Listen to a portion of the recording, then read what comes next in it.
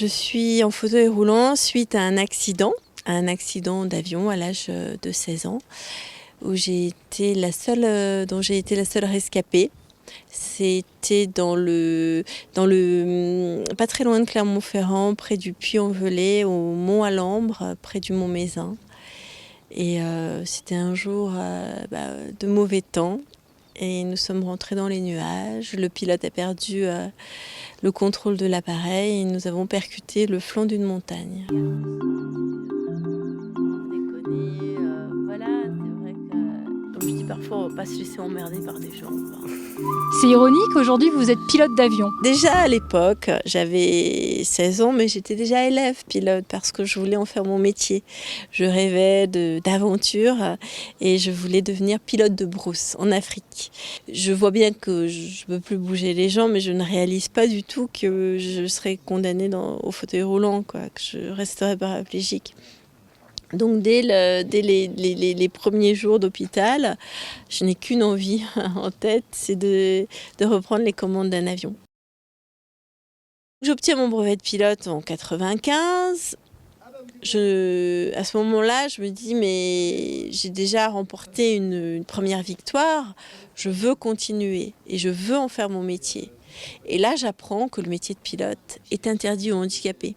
On ne peut pas faire de l'instruction, on ne peut pas faire des missions de surveillance aérienne de feux de forêt, faire des missions de transporter du fret. Et là, en fédérant tout un groupe de pilotes autour de moi, alors des pilotes handicapés mais aussi des pilotes valides, en novembre 2003, nous arrivons à obtenir, grâce à Dominique Bussereau, qu'un arrêté ministériel soit signé pour permettre aux personnes handicapées des membres inférieurs de devenir pilotes professionnels.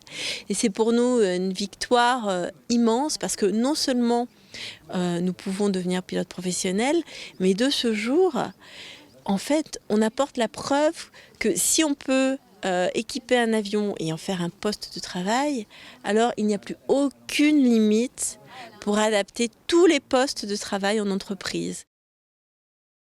L'année dernière, j'ai voulu me lancer un nouveau défi, celui de devenir pilote de voltige.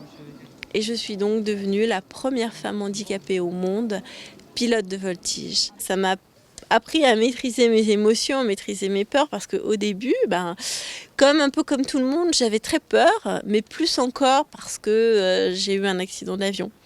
Alors je m'imaginais un tas de trucs, on allait perdre une aile en vol, que lorsque l'on volait sur le dos, mes sangles allaient se détacher, j'allais passer à travers la verrière de l'avion. Enfin, j'avais des peurs, paniques comme ça, complètement irraisonnées. Et un jour, je les ai dites finalement à mon instructeur, qui m'a avoué lui aussi avoir eu ce même genre de peur au début de sa formation. Et mon instructeur est quand même ingénieur aéronautique, pilote de ligne et champion du monde de voltige en plein air. Et le fait qu'il m'a avoué ses peurs, qu'on avait les mêmes, finalement qu'on était égaux par rapport à cela, eh bien ces peurs se sont envolées et là ma progression a pu se faire beaucoup plus sereinement. J'avais un objectif très fort, celui de présenter un avion au Salon du Bourget. Pourquoi le Salon du Bourget? Parce que le Bourget a vu tous ces héros de l'aviation, tous ces maestros du ciel voler. Et moi aussi, je voulais faire partie de cette grande famille. Et donc c'était mon objectif, de présenter un avion au Bourget.